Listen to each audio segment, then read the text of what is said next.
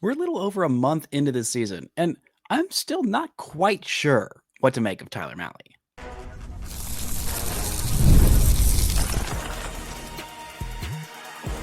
You are Locked On Rangers, your daily Texas Rangers podcast, part of the Locked On Podcast Network, your team every day. You are locked onto the Texas Rangers. I'm Bryce Patrick, a cripplingly addicted Texas Rangers fan, covering this team for 12 seasons, including all 7 as the founder and host of this podcast. Thank you all so much for making Locked On Rangers your first listen every single day. If you're not already, you can follow me on Twitter at Bryce Patrick. You can follow the show at Locked On Rangers. Hit subscribe on your favorite podcasting platform and on YouTube, where the best way you can help grow the show is to comment nearly any single thing below. Now, on today's show, we're talking about Tyler Mahle's interesting start to the season, a little bit more about this offense, and unfortunately, the bullpen blowing it. Before we get to all that, this episode is brought to you by FanDuel. Right now, new customers can get $200 in bonus bets when your first $5 bet wins.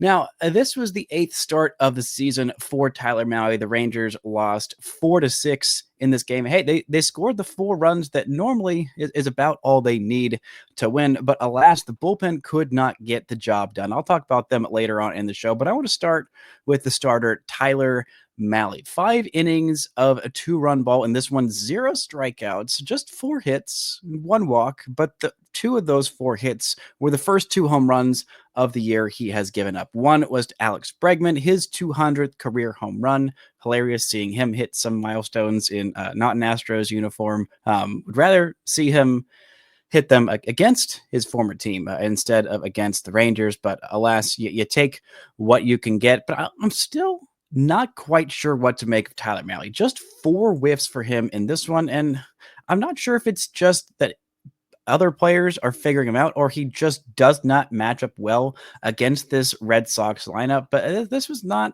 the best start for him. Not terrible. Definitely enough to keep his team in it. Definitely enough to, still look good. But he's had some interesting starts so far this season. His worst start of the year came against Boston at the beginning of the season. Didn't even make it out of the second inning. Walked 4, struck out 3, though, in that one. In an inning and 2/3, the Rangers ended up winning that game somehow miraculously against the Red Sox. He was much better in this one, but it seems like what he's got to offer, these Red Sox hitters can just tee it up. And, well, no matter who is on the mound for the Rangers, if they are facing off against Willie or Abreu, it's honestly to the point where I might just consider giving him the full Barry Bonds treatment. In 6 games so far this season against the Texas Rangers, Willie or Abreu is better than the best version of any best hitter ever.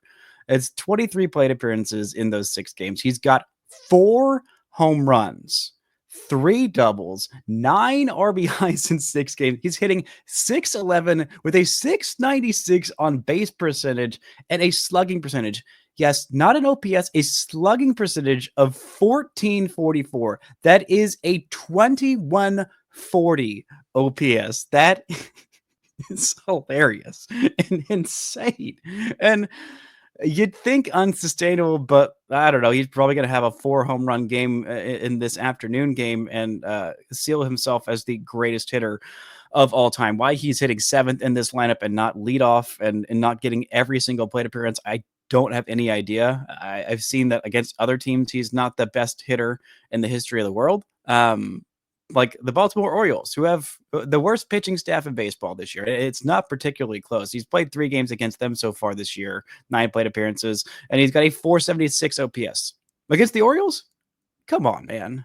Come on. This is just wild, whatever the Rangers are throwing at him. Maybe just stop throwing to Willie or Abreu. Give him a 1,000 on base percentage, but he'll have no home runs, so he'll have an OPS of just 1,000 as opposed to over 2,000, which is just insane. But Tyler Mahle in this one just wasn't quite at his sharpest. He threw 60 four-seam fastballs. The splitter just wasn't really working for him today. He wasn't able to get it low in the zone. It was a teed off including that home run that he gave up to Willie Abreu. No shame in any Rangers pitcher giving up a home run to Willie Abreu. He is just better than Barry Bonds against the Texas Rangers. So chalk that one up to a whoopsie daisy. Only threw 6 of the cutters and the sliders. He only threw 4 times, only 88 pitches for him in this one. But if it felt like time to pull him after those 5 innings, I think the Rangers are just being careful with basically all of their starters. It seems like they're pretty reluctant to have anybody go over the century mark in terms of their pitch count.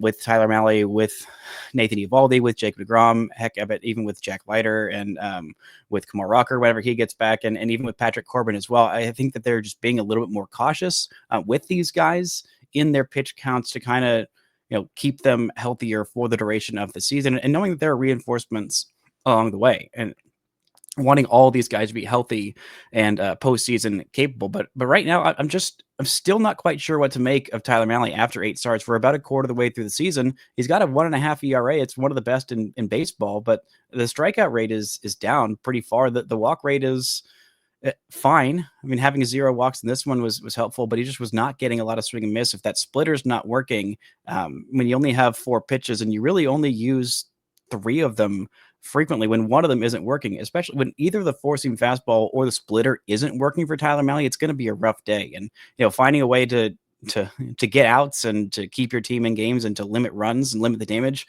when you don't have your best stuff, when one of your best pitches isn't working, honestly, a commendable effort for him tonight to limit this Boston Red Sox offense to just the 2 home runs, just the 2 runs in general. On a night where he just did not have his best stuff, because the four-seam fastball plays so much better because the splitter works so well, because you don't know if it's going to be the four-seamer or if it's going to be a splitter. And if you can knock out one of those 2 pitches that look very, very similar out of the hand, it's a lot easier to sit on one and to tee off on one a little bit. But I mean, it wasn't really Tyler Mahle's fault that this Rangers team did not win in this one, tallying 4 runs and getting the offense back on track, including with the extra base hits.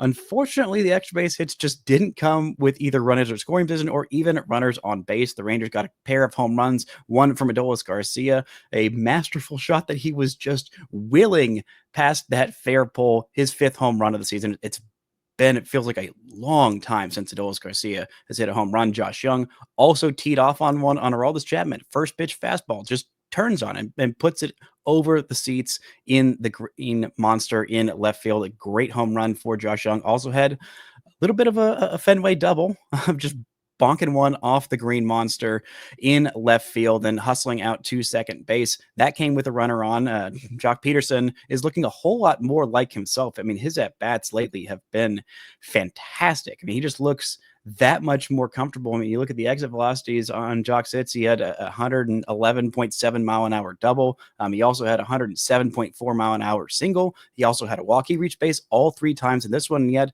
a couple more hits yesterday or the day before with over 105 mile an hour exit velocity. This is looking more like the comfortable Jock Peterson. He talked in an article for the Dallas Morning News about how he loves sticks. And by that, I mean bats. He loves talking about the specifics of bats, and hearing him talk about how much he loves bats and how he will bring 100 different bats, throughout the course of the season.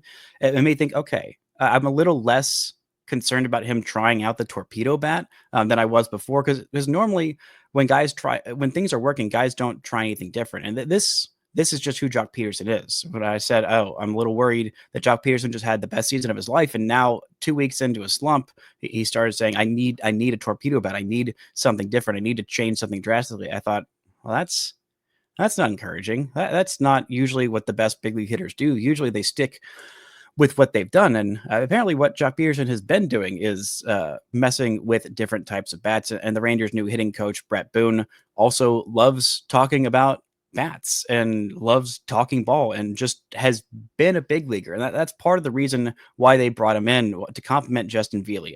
My apologies to Justin Veely, whose name I've been pronouncing wrong since I first started saying it at the beginning of this season. So my apologies to him for the mispronunciation. But Veely and Ecker and that whole staff that the Rangers had before they brought in this new voice, this new outside presence to be heard, they knew intricacies. They knew advanced metrics. They knew game planning. They knew, biomechanical changes to swings and things like that, but they didn't have as much experience just talking ball, talking shop, knowing what it's like to be in the middle of a horrific slump and what it's like to be, so incredibly hot that you just cannot wait to get to the ballpark. I think that adding that new voice will be helpful in that we've already seen this offense just looking a lot better. Situationally hitting, they didn't do a great job of that in today's game. 9 runners left on base, a little bit better of just, driving them and doing whatever they need to do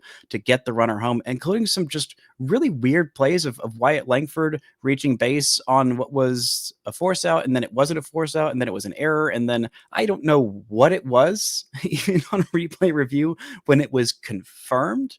Not just stood, but confirmed that he reached first base safely on that blooper to the first baseman that he got but didn't get, and White Langford didn't touch first base. I don't know that I've ever seen a play like that, but they were 0 for 10 with runners in scoring position, 9 runners left on base. They did score 4 runs, which for this pitching staff is usually enough, but with how this bullpen did today, unfortunately, it was not quite enough. We're talking about that and some minor leaguers who deserve a shout out for their combined no-hitter. All that and more right after this.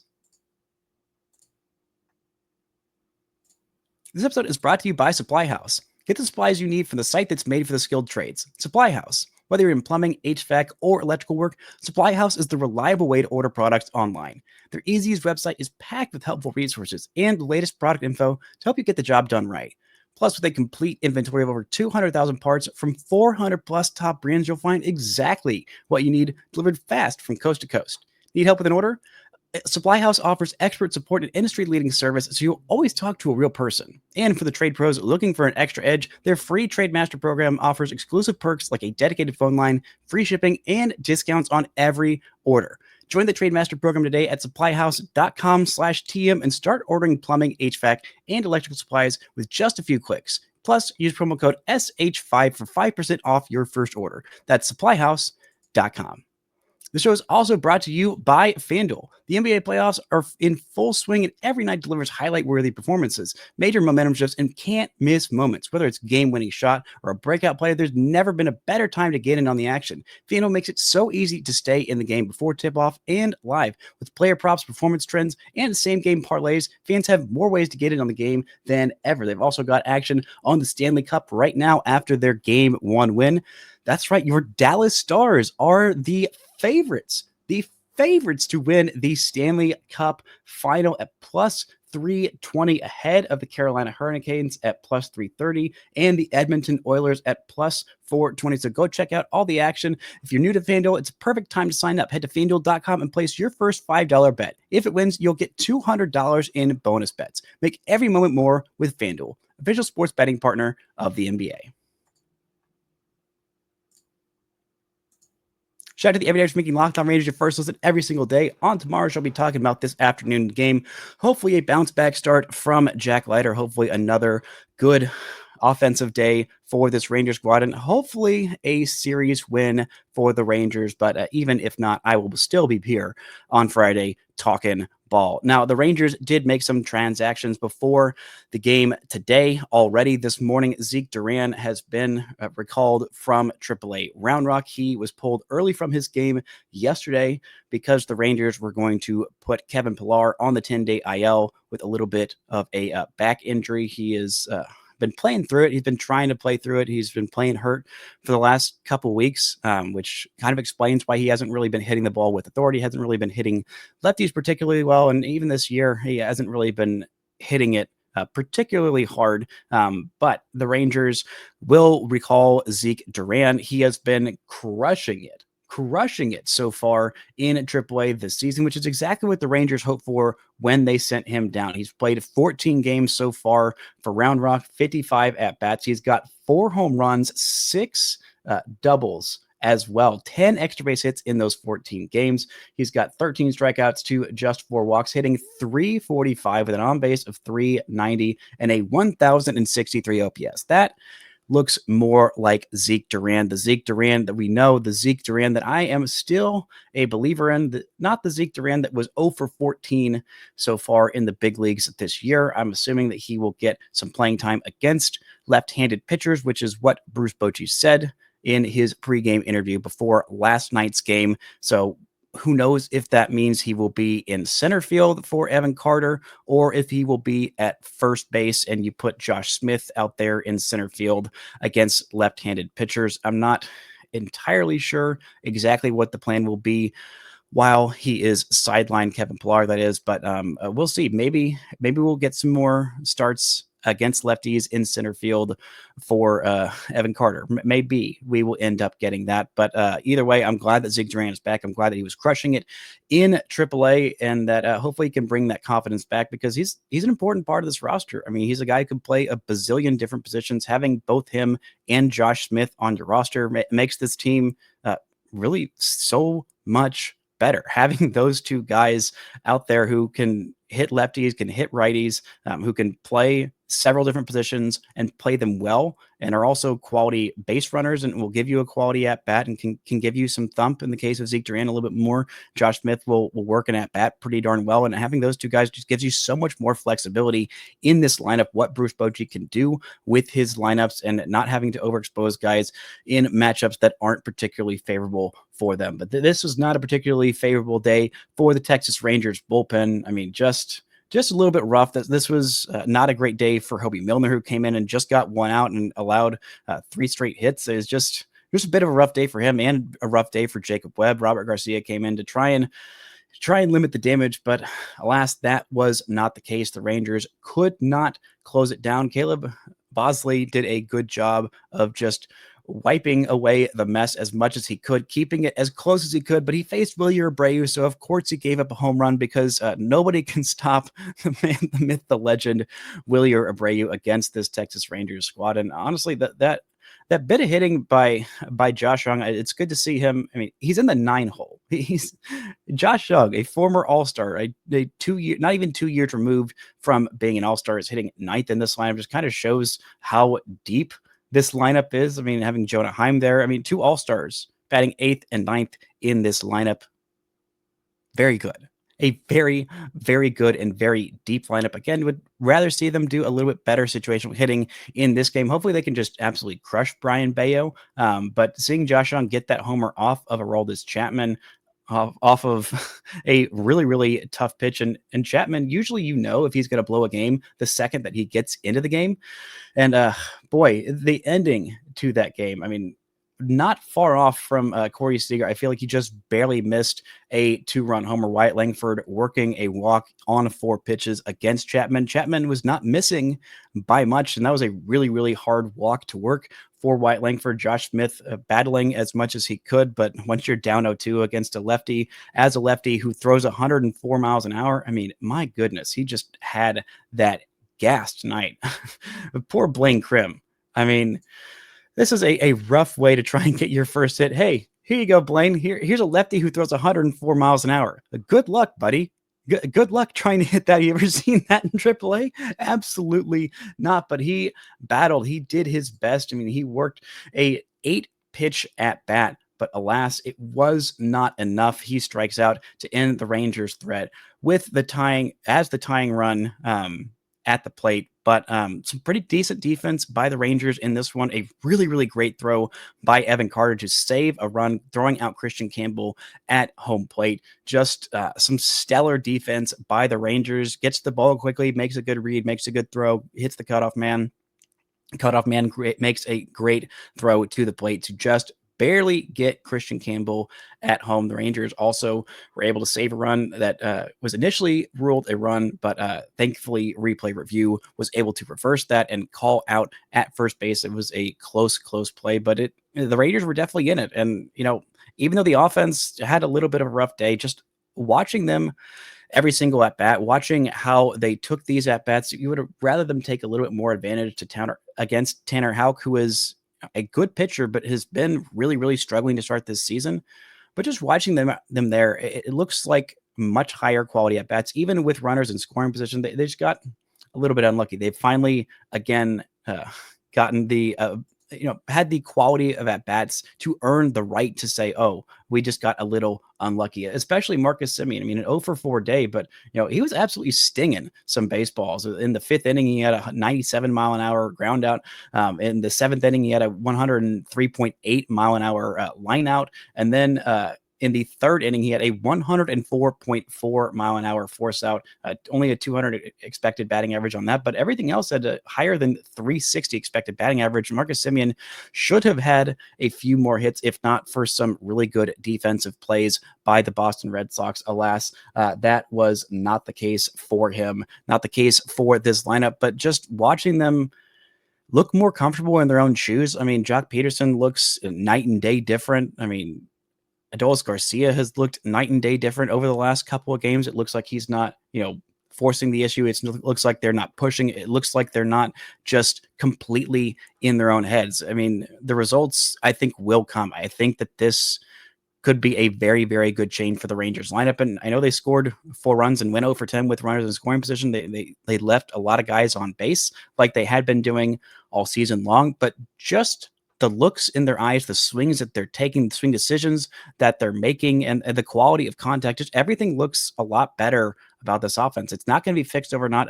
It's not like this team is just going to score 18 runs every single game because they've got Bret Boone in the dugout. No, that's not how these things work. But just overall, I'm feeling a whole lot more confidence about this lineup that, they'll be able to get things done a little bit better, because occasionally you're going to have games like this. I mean, the bullpen has been good. It's not been perfect. I mean, it doesn't need to be perfect. The starting pitching has been very, very good. So the bullpen just needs to be fine. And tonight they were a little bit less than fine. Not every single game can you ask these guys to go out there and pitch 4 or 5 innings and not give up any runs, because the offense is making it harder on you. That's another thing that this offense can open up. It's going to be fewer tight games, because it feels like the first 30 games the Rangers played, every single game was a tight game. Every single pitch was a high leverage, high stress pitch, because this offense couldn't give the pitching staff any breathing room. And so you're having to use your high leverage guys more. You're a little bit worried because more of them are on the older side. I mean, Luke Jackson's 33. It's not old, but it's not young. Sean Armstrong's 34. Hobie Milner's 34. Chris Martin is 39. And, you keep using those guys so frequently and in so many stressful and leveraged situations that maybe by the end of the season, you end up burning them out. And that is not a position the Rangers want to be in. They would like to have this bullpen healthy and, rested enough all season long. But if you're occasionally going to have games like this, occasionally the offense isn't going to be able to pick them up enough, and the bullpen's going to let them down. And it's just kind of things you gotta let things roll off your back every once in a while. But overall, frustrating game. But I think that this offense can hopefully bounce back. It's going to be a difficult matchup against Brian Bay, who has been really darn good this season in this afternoon's game. But I'm done talking about the Major League team for now. Right now, I want to shout out some minor leaguers who had an incredible day. I'll tell you more about them and why I'm really encouraged by this Frisco Rough Riders pitching staff so far this season. All that and more right after this. This show is brought to you by Wonderful Pistachios. Looking for a snack that's both delicious and nutritious? Crack into a good source of protein with Wonderful Pistachios. Wonderful Pistachios are one of the highest protein nuts. Each 1-ounce serving has 6 grams of protein, giving you over 10% of your daily value. Plus, they're packed with fiber and better-for-you unsaturated fats to help keep you feeling fuller longer. Personally, I love the no-shells variety. It's the perfect grab-and-go snack for busy days. Whether I'm snacking at my desk, on a road trip, or just need a quick protein boost, they're always my go-to. And if you love cracking open every shell for that satisfying crunch, the in-show options are a classic favorite. Whether you're running between meetings or dropping off the kids, Wonderful Pistachios are the snack that works as hard as you do. So get snacking and get cracking with a snack that packs a protein punch. Visit wonderfulpistachios.com to learn more. Shout out to the Everydayers for making Locked On Rangers your first listen every single day and every single game. If you're a real one, you make it your first and last listen every single day. Go check out the Locked On Rangers postcast with Jeff Beggs. He'll be with you after every single game. So go check that out. It'll be in your Locked On Rangers podcast feeds and on YouTube. Now, yesterday, the Rangers threw a no-hitter. Well, not the Rangers, but the Rangers minor leaguers threw a no-hitter, a combined no-hitter for Kohl Drake, for Ryan Lobus, and Skylar Hales, the three of them going a combined 9 innings. And you see this final score, 6-1. Wait, how did you allow a run with in a no-hitter? That is a rare thing to do, but they were a little bit walk prone, especially in the bullpen. Ryan Lobus walking 3 batters in his inning and a third of work. Skylar Hales also walked 1 in his inning and 2/3 of work, but it wasn't a walk that drove in the run. It was 3 walks before it, but a RBI hit by pitch with the bases loaded. But the strikeouts were affluent, 9 strikeouts on the day. A great start for Kohl Drake, who has been really, really good. This is somehow his first win of the season. Went 6 innings of no-hit ball, 2 walks, 6 strikeouts. He has been off to a fantastic start so far this season. Both left-handed starters in the Rangers, in the Rough Riders rotation, have been awesome so far this year. Him and Mitch Bratt. So far on the season, this was his 5th start of the year. It's been a little bit rough going deep into games, so this is his longest start of the year. 22 and a third innings, 11 walks, so a little bit over 4.5 walks, or right around 4.5 walks per 9 innings. But the strikeouts, again, still flowing. Last year, he was one of the best in minor league baseball with his 130, I believe it's 140 strikeouts, 148 strikeouts combined in 106 innings. That was 12.6 Ks per 9 for a full season. He has been doing it again this year, averaging over 13 strikeouts per 9 innings. He has been fantastic with a 240-ish ERA, 242 to be specific. And then Mitch Bratt on the other side, the other lefty in the Rough Riders rotation. Kohl Drake is the 24-year-old lefty who also he grew up in the area. He went to Walser State Community College, but I believe he is from Wiley, Texas. But just good to see him out there absolutely crushing it so far this season. I got to see him in person for the first time this year, and he looked absolutely dominant when I was watching him. He dominated right-handed hitters. He was a little bit prone to give up some hits to the lefties. I think maybe working a little bit more of a slider into that pitch mix could help him out with that. But the other lefty in this Rough Riders rotation has also been fantastic. Mitch Bratt, the 21-year-old Canadian sensation, the participant in the World Baseball Classic on Team Canada as a teenager. Don't look up the stats because he participated. He sure did. He had a rough go, but this has been fantastic for him. I mean, that selection kind of showed how much Team Canada believed in him. I mean, he hadn't even been, I think he'd pitched just a few innings in full season ball at all when he got called up to Team Canada to face off against Team USA. And at the peak of their powers, it was a rough outing for him, but a learning experience. Showed, hey, I can battle with the best of them. Didn't give up a home run. Didn't get a strikeout, but hey, he did get an out. I believe it was Kyle Tucker that he got out with a sac fly in that one. But this year, 5 starts for him, a 2.45 ERA, 25 and 2/3 innings, 29 strikeouts, over 10 Ks per 9, fewer than a walk and a half per 9 innings. His command has been upgraded from pretty good to very good. He has been excellent so far this season. He has allowed a few home runs, just 1.5 home runs per 9. Those are how most of his runs are scoring, but still 4 home runs in 25 and 2/3 innings. Those have accounted for a decent chunk of those runs, but he has been going deep into games. He's been averaging more than 5 innings per start, 5 starts, 25 and 2/3 innings, and a 2.5 ERA with 10 Ks per 9 and less than a walk and a half per 9. That's good. That's really good. And, he doesn't have elite velocity, but he does have his pinpoint command. And we've seen left-handed starters. If you've got pinpoint command, if you've got a good changeup, you can keep hitters off balance. You've got decent secondary stuff, and you can place that fastball exactly where you want to every single time. He's also got some deception in his delivery, but he's been really good so far this season. I've really been impressed with what Mitch Bratt has been able to accomplish. And also, he's 21 years old. He is just 21 years old and dominating at Double-A. This is his second season at Double A. He spent a little bit of time last year below Double A before he got called up. But, when he got called up to Frisco last year, he made 7 appearances and, he had some rough outings for sure. He had a 33 innings in that span, an ERA right around 5.5. He looked much better in Hickory. And in Hickory last year as a 20-year-old, he had a 3.03 ERA in 77 and a third innings, right around 10 Ks per nine, fewer than 2 walks per nine.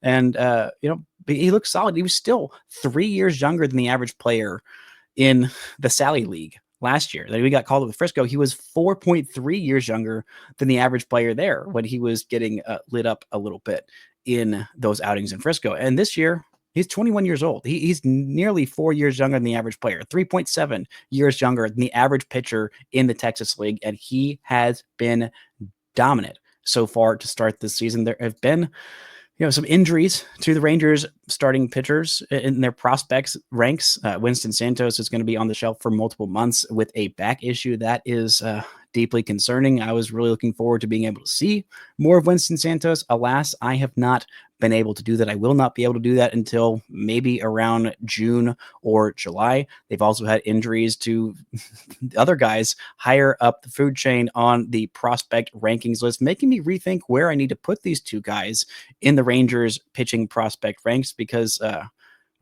they're healthy and they're good. I was really looking forward to seeing Alejandro Ozuna this year, but alas, I have not seen him so far this season, and I will not see him this season because he is undergoing or has undergone Tommy John surgery. I still don't know what the deal is with all of that. There was something that has been delaying him getting that surgery. So every day that's delayed, it's May now. It's been a month and a half since he was diagnosed with a torn or partially torn UCL that needed Tommy John surgery. I don't know if he has gotten the surgery yet. I feel like we would have heard something about it if that was the case.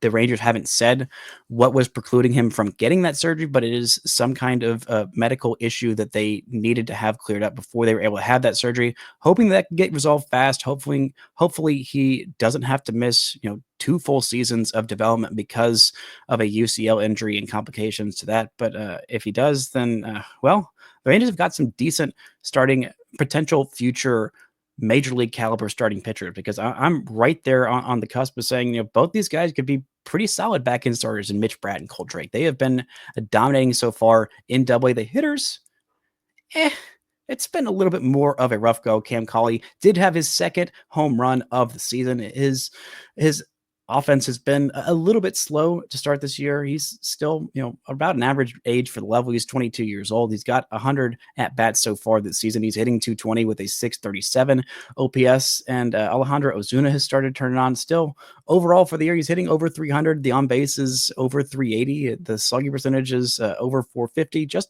barely. It's 1 point over 450, but it's fine. And Sebastian Walcott has hit a little bit of a skid. His on base is still in the 360s. I mean, he's been working his walks, but he's been striking out. He's been pressing a little bit. He has not been able to hit for the power that we know is in there. I mean, he is an incredibly strong individual, but I think it's just taking him a little bit of time. He's 19 years old in Double A. That's crazy. The fact that he is there is wild, but it is completely deserved. He absolutely crushed it last year in High A. It could have been called up maybe a week or two earlier to Frisco, but he dominated in that first taste of the Texas League last year. And Texas League pitchers, they're good. They're adjusting. So, we'll see how this season turns out. I'm not worried at all by any means about a little bit of a slow month for Sebastian Walcott. He's 19 in Double A. He's more than holding his own. He's working more than his fair share of walks. It looks like pitchers are kind of pitching around him. They are more prone to attack the rest of this lineup that is a little less terrifying than Sebastian Walcott. But hey, a great day for Ryan Lobus, for Kohl Drake, for Skylar Hales, a combined no-hitter, something to put on your resume for the rest of time. And who knows, maybe they'll have some combined no-hitters in the big leagues someday. That's going to do it for today's show. Thank y'all so much for listening and subscribing. And until next time, don't forget to enjoy baseball.